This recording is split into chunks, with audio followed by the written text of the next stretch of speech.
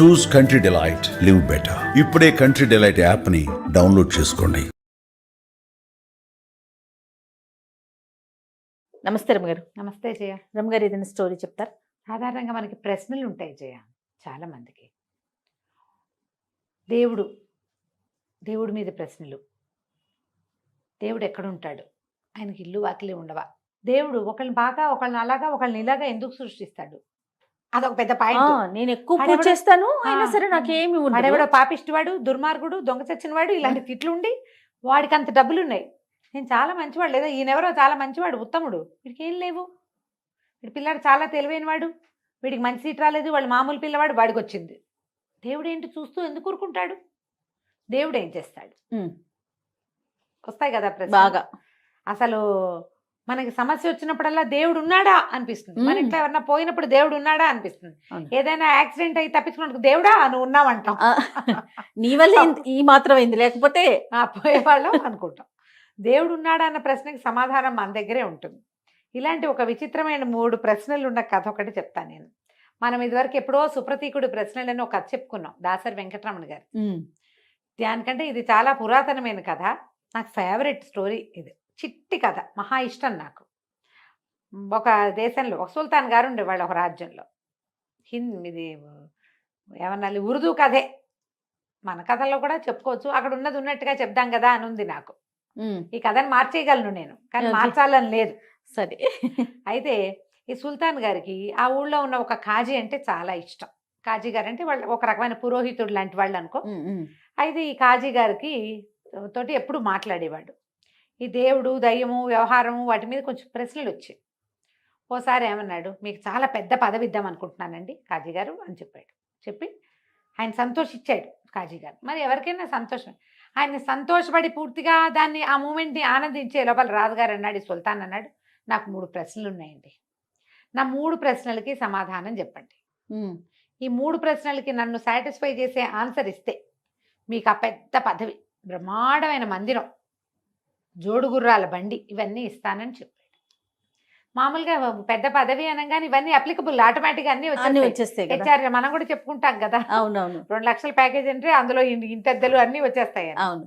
అయితే సరే అడిగాడు, ఏంటి అంటే దేవుడు ఎక్కడుంటాడు, దేవుడు ఎటు చూస్తాడు, దేవుడు ఏం చేయగలడు, ఈ 3 ప్రశ్నలు.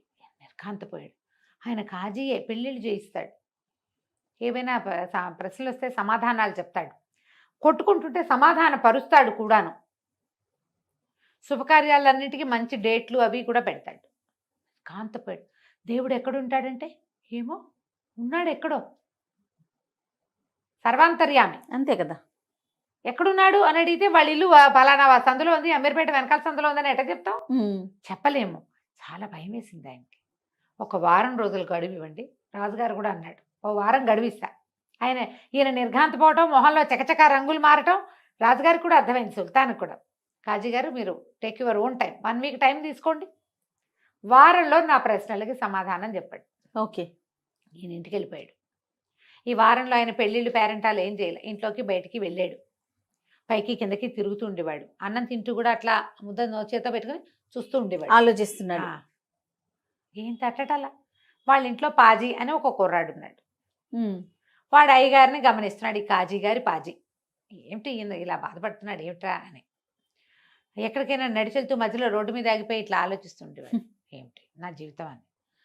వారం గడిచాక 6వ రోజు సాయంత్రం, ఒరే పాజీ మన సామాన్లన్నీ సర్దేరా, మనం ఈ ఊరు వదిలి వెళ్ళిపోదాం అన్నాడు. వాడు తెల్లబోయాడు. అదేంటండి, మీ ముత్తాతల నుంచి ఇక్కడే ఉన్నామన్నారు కదా, మనం ఎందుకు ఊరు వదిలి వెళ్ళిపోవటం, ఇప్పుడు ఏమైంది? మీరు కాజీగా ఉన్నారు, ఏదో పావరా వస్తుంది 10 రూపాయలు, చక్క చుట్టుపక్కల వాళ్ళందరూ గౌరవిస్తారు.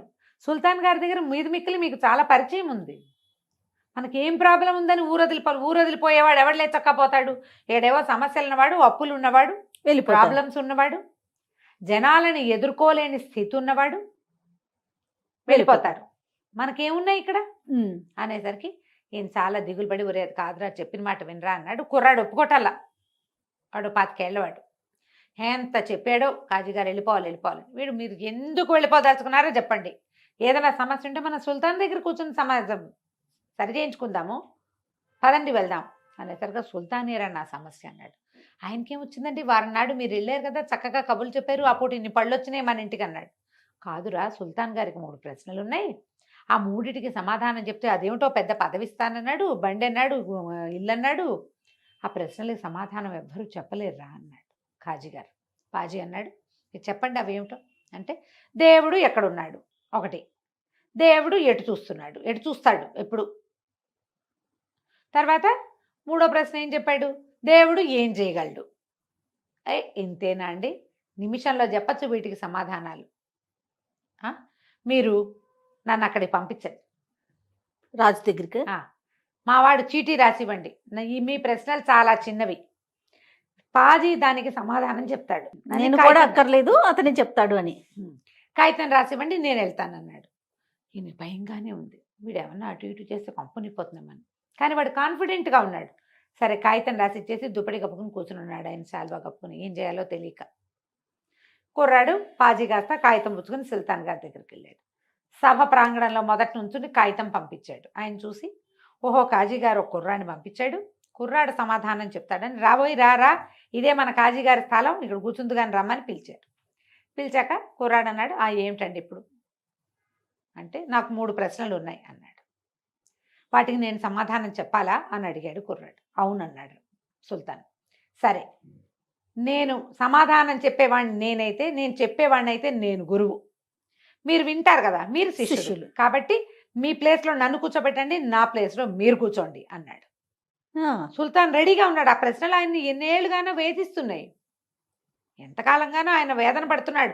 ఏమిటి ఈ దేవుడు ఎక్కడ ఉంటాడు, ఏం చేస్తాడు, ఏమిటి సంగతి. ఈ కుర్రాన్ని తీసుకెళ్లి పాజీని సింహాసనం మీద కూర్చోబెట్టారు, తట్టు మీద. వాడు చక్కగా మడకాళ్ళు వేసుకుని కూర్చున్నాడు. ఈయన పోయి కాజీ గారు కూర్చునే చోట కూర్చున్నాడు. కూర్చున్నప్పుడు, మీ మొదటి ప్రశ్న చెప్పండి, భగవంతుడు ఎక్కడ ఉంటాడు. సరే, ఒక పెద్ద గంగాళంతో పాలు తెప్పించండి అన్నాడు మనవాడు. పాలు తెప్పించారు, గంగాళం పాలు పెట్టున్నాయి. ప్రభు ఇటు చూడండి, ఇవి పాలు కదా. అవును, పాలల్లో వెన్న నెయ్యి వస్తాయి కదా అన్నాడు. వస్తాయి. పాలలో ఏమొస్తాయి, మొదట పెరుగు అవుతుంది, తర్వాత వెన్న వస్తుంది, తర్వాత నెయ్యి వస్తుంది. సరే, పాలల్లో వెన్న ఉన్నట్టే కదండి అంటే, ఉన్నట్టే. ఎక్కడుందో చూపించండి ఈ పాలల్లో. కుండెడు పాలు పెరుగు అయ్యాక ఆ మీగడ తీసి చిలికితే వెన్న డెఫినెట్గా వస్తుంది. పాలల్లో ఇంతైనా వెన్న ఉంటుంది, అంత ఉండొచ్చు మంచి పాలైతే. ఏ గ్లాస్ పాలో తెచ్చుకుంటే A1 A2 మిల్క్ తెచ్చుకున్నామనుకో, అంతంత వెన్న వస్తుంది, రావచ్చు. ఆ గంగాళం పాలకి అంత వెన్న వస్తుంది. మామూలు టోండ్ మిల్క్ తెచ్చాం, అయినా కూడా ఈ మాత్రం వెన్న ఉంటుంది అందులో. అంతేగా, తీయండి వెన్న ఎక్కడుందో చూపించండి అంటే ఆయన ఆశ్చర్యపోయాడు. అట్లా ఎట్లా తీస్తాము అన్నాడు. అంటే పాలల్లో అంతా వెన్న ఉన్నట్టే కదా అన్నాడు. అవునండి, అవునన్నాడు సుల్తాన్. ప్రపంచమంతా ఉన్నాడండి దేవుడు, అది ఇక్కడ ఉన్నాడని లేదు, అక్కడ లేడని లేదు, ప్రపంచమంతా భగవంతుడే నిండి ఉన్నాడు. భగవంతుడిని జగత్ చిద్విలాసం ఉంది కాబట్టే ప్రాణులున్నాయి, గాలుంది, నీళ్లున్నాయి, నిప్పు, భూమి, ఆకాశము ఉన్నాయి. భూమి ఆకాశాలు ఉన్న ప్రతి చోట భగవంతుడు ఉన్నట్టే. బ్యారన్ ల్యాండ్స్ ఏమీ ఉండని ఊసర క్షేత్రంలో కూడా ఒక చిన్న గింజ మొలకెత్తుతుంది, రావి చెట్లు వస్తాయి, జీవం ఉంది అంటే భగవంతుడు. బాగుంది, సంతోషించాడు ఆయన. భలే బాగా చెప్పేవన్నాడు. సరే, ఇప్పుడు రెండో ప్రశ్న, ఆయన ఇటు చూస్తున్నాడు, భగవంతుడు ఎటు చూస్తాడు. సరే, ఒక దీపం తెప్పించండి. ఒక చక్క ప్రమిద తెప్పించారు. మొత్తం సభా ప్రాంగణ మొత్తం కిటికీలు వేసేసేయండి అన్నాడు. కింద పైన కిటికీలు వేసేసి పరదాలు లాగేశారు. చీకటిగా అయిపోయింది. ఇప్పుడు దీపం ప్రజ్వలంగా వెలుగుతోంది. కుర్రాడు అడిగారు, ఈ దీపం ఎటువైపు చూస్తోంది. ఒక దీపం పెడితే దీపం ఎటువైపు చూస్తుంది, మొత్తం భగవంతుడు అన్ని దిక్కులా చూస్తాడు దీపంలాగా. మనం దీపం పెట్టి ఇది ఇటే చూడాలని మనం అలా చేయదు, అది అన్ని వైపులా దాని వెలుగు వస్తుంది. అట్లాగే భగవంతుడు అన్ని దిక్కులకి చూస్తాడు. సాటిస్ఫైడ్. మూడో ప్రశ్న, దేవుడు ఏం చేయగలడు. అయ్యా మీరు ఒక్క పని చేయండి, మా కాజీ గారిని పిలిపించండి అంటే కాజీ గారు వచ్చారు. ఇంటికి వెళ్ళి పిలుచుకొచ్చారు. ఆయన వణుక్కుంటూ వచ్చాడు, కొంప ముంచేశాడు మనవాడు, ఏదో అయిపోయింది అని. అప్పుడు ఈయన ఏం చేశాడు, ఈయనకి రాజుగారేమో కాజీ కూర్చునే ప్లేస్లో కూర్చున్నాడు. మరి ఇప్పుడు వచ్చిన కాజీ గారికి ప్లేస్ ఇవ్వాలి కదా. ఆ చివర ఆస్థానంలో చివర 2 కుర్చీలు ఖాళీగా ఉంటే ఓ కుర్చీలో కూర్చోబెట్టారు. కూర్చోబెట్టి ఇప్పుడు మూడో ప్రశ్నకు సమాధానం చెప్పు, కాజీ గారు కూడా వచ్చారు, ఆయన సమక్షంలోనే చెప్పవయ్యా అని పాజీని అడిగాడు సుల్తాన్. కాజీ చెప్పాడు, ఈ పాజీ కుర్రవాడు చెప్పాడు, భగవంతుడు ఇదే చేస్తాడండి. పాజీని చేస్తాడు, పాజీని ఖాజీని చేస్తాడు, పాజీని సుల్తాన్ని కూడా చేస్తాడు, సుల్తాన్ని ఖాజీని చేశాడు. చూడు ఎలా అయ్యారు. రాజుగారి స్థానంలో కుర్రాడు కూర్చున్నాడు, ఎస్ ఖాజీ గారి స్థానంలో సుల్తాన్ కూర్చున్నారు. ఎవడో ఏరాగేరా రోడ్డు మీద పోయి చివరికి వచ్చేవాడు సభికుడుగా ఉండాల్సిన చోట ఖాజీ గారు కూర్చున్నారు. ఖాజీ గారు కూర్చున్నారు. భగవంతుడు ఇది చెయ్యగలడు, ఇది చెయ్యలేడం లేదు, ఏదైనా చేస్తాడు. తిమ్మిని బమ్మిని చేయగలడు, అంతే కదా. అంతే. ఆనంగానే దండాలు పెట్టేశాడు ఆయన. ఎన్ని దండాలు పెట్టాడో, ఇది నిజం. సభికులంతా ఓహో అన్నారు. ఎంతో సంతోషించి ఆయన ఖాజీ గారికి పెద్ద పదవి ఇచ్చి పాజీకి కూడా పెద్ద పదవి ఇచ్చారు. ఎందుకంటే వాడు చెప్పాడు ఈ సమాధానాలు, ఇవి ఖాజీ గారివి కదా, ఆయన భయపడ్డాడు. ఇది ఉపనిషత్తుల సారమంతా చెప్పినా ఈ సమాధానాలు రావనుకున్నాడు. ఒక క్యాజువల్ సమాధానంతో ఇది చెప్పేశాడు కుర్రాడు. సభ అంతా బాగా మెచ్చుకున్నారు. ఆ తర్వాత రాజుగారు ఎప్పుడు ఇలాంటి ప్రశ్నలు వేయలే. కథ కంచికి మనం ఇంటికి. చాలా బాగుంది రమ్మగారు. నమస్తే. నమస్తే జయ.